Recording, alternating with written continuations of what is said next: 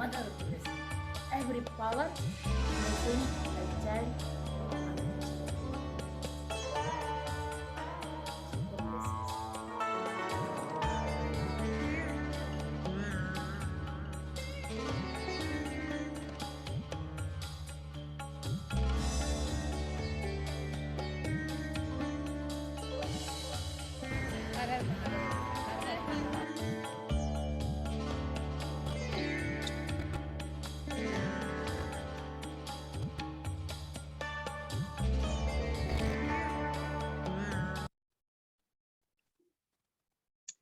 Welcome everyone, Shri Maa. Welcome back to the Living Shakti Summit interview series. My name is Shri, and it is my great honor and pleasure to be hosting this series in celebration of Maa Adi Shakti and Navratri.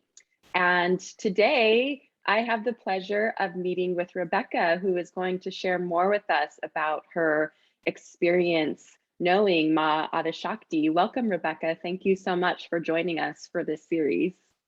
Thank you, Shri. Thank you so much. It's an honor and a pleasure to be here. I really appreciate this time and being able to share my experience. Yes. Can you please start with telling us a little bit about yourself? Absolutely. My name is Rebecca Reyes. I'm a resident here in Southern California. And I have been a devotee of Maa Adi Shakti for about 2 years, a little over 2 years. My prasarad is the beautiful and amazing Kadambari. And I am a graduate of Healthier Vibrations Yoga Program, ERYT, Registered Yoga Teacher 500. I'm also a meditation instructor.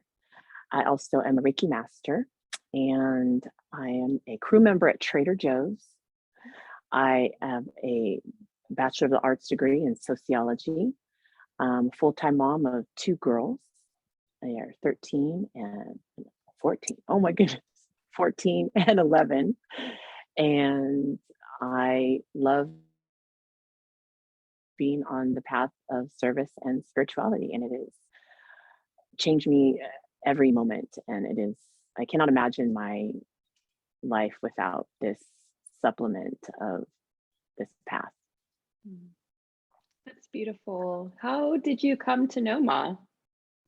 I came to know Maa through watching my beloved Kalavati Devi, also known as Christy Smurl, the originator, the creator of healthiervibrations.com. I watched her as she was an initiate to Maa, and I was marveled, and she was a great skeptic of anyone with a guru. And so I was just an observational person who was like, wow, okay, this is really happening.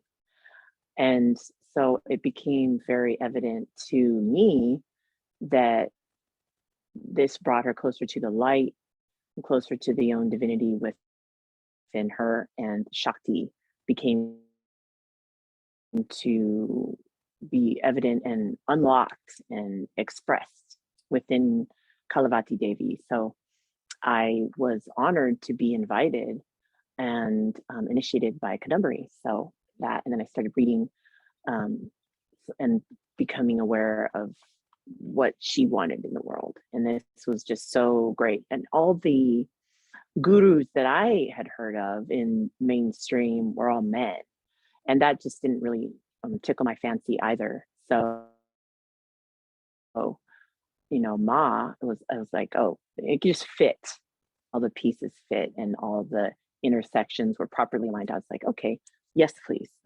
So that's how I began to become attracted to the idea of having a guru and understanding the Shakti within and being in service. And it's just the beginning, I feel like, for me too.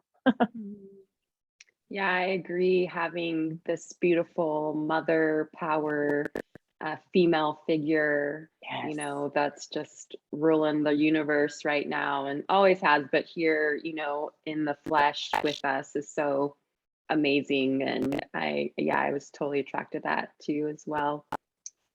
Can you Yes, tell I us think more? that's Oh, go ahead. fascinating. That's, yeah, it's Yeah. fascinating. Can you tell us more about thinking about Shakti, this series, the summit's called Living Shakti, and Ma has so much Shakti, and we all have Shakti within us. And there's different ways that, you know, different people feel or see or describe Shakti. And I'm wondering, how would you describe Shakti in your life? I feel like I would describe it as just a knowing and a self-empowering awareness, where we're outside of our material minds and living in the Maya, you know, the daily grind, the mother, like mothering children, or maybe you're caring for your parents, or maybe you're caring for your neighbors or your dogs or your cats, or you're mothering something, you know, as a woman. And getting inside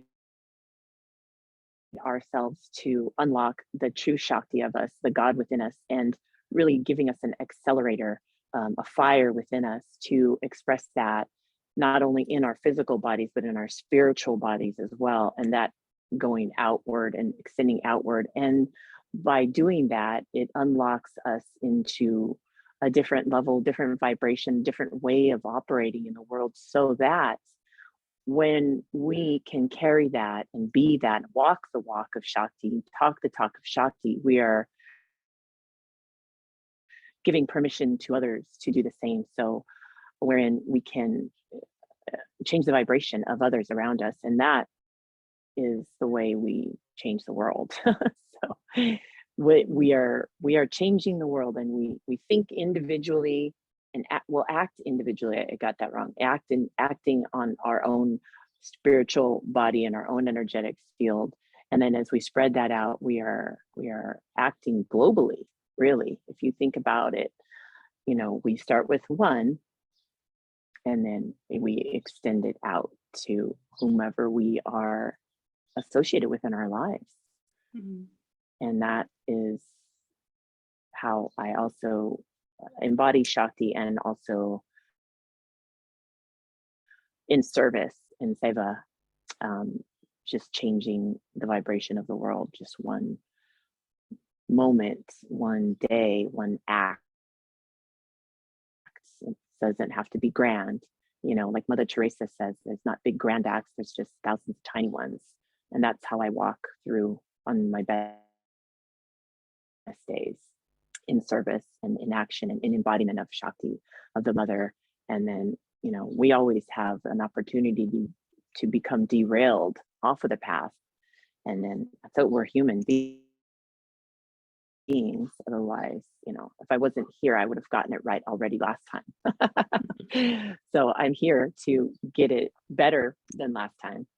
So every time I'm reminded of, you know, getting off the tracks or getting derailed by the Maya, the illusion of this world, material world, I bring myself back, find my Shakti, find my center,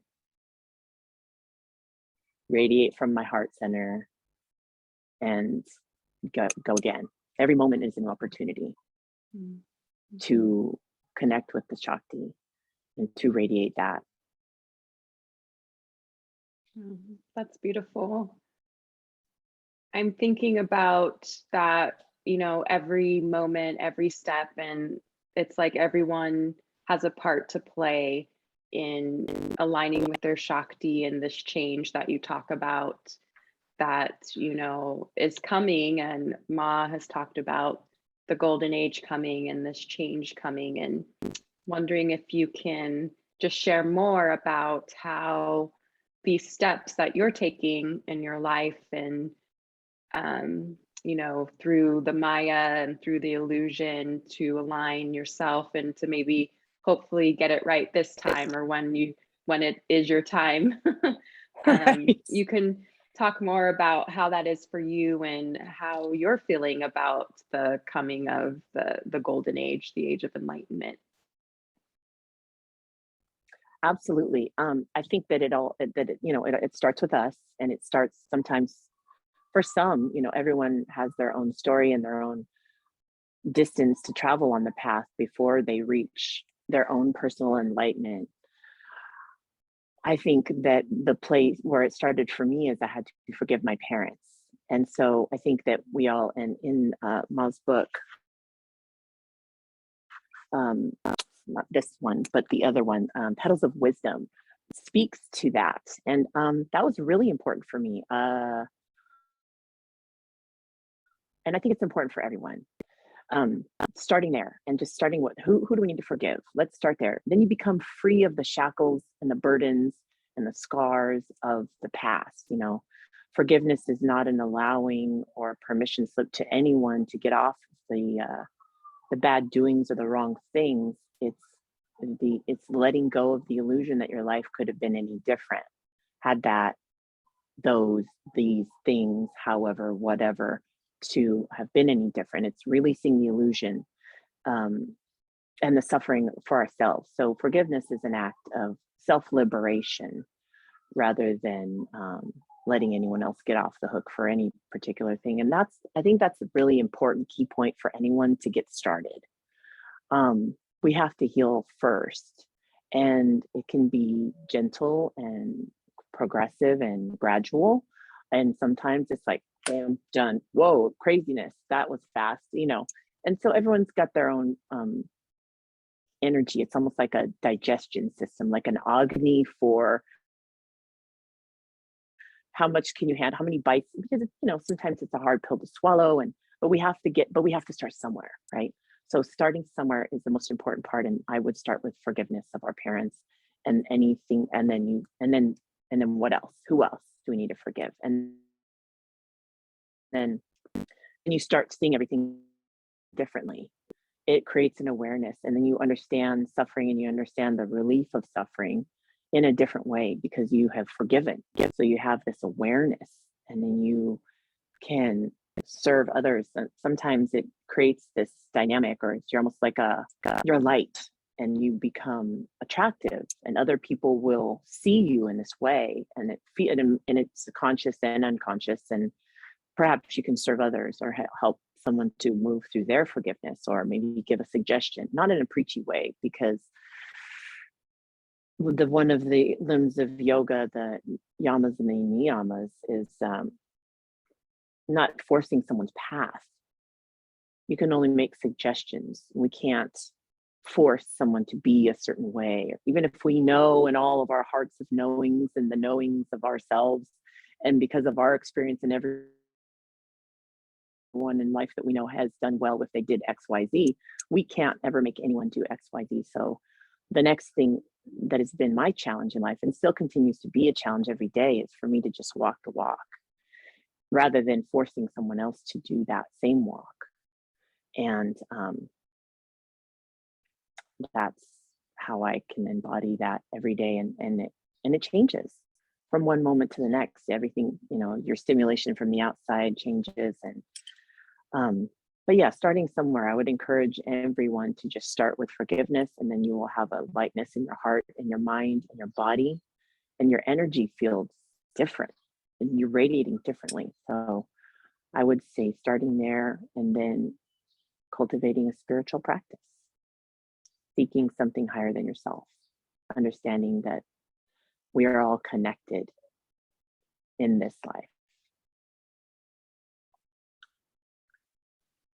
Thank you so much for sharing that, and for bringing that wisdom from Ma's book into your own practice, and then being able to share that with everyone who's listening. I think those are really important and vital steps, and it's good to be reminded of them.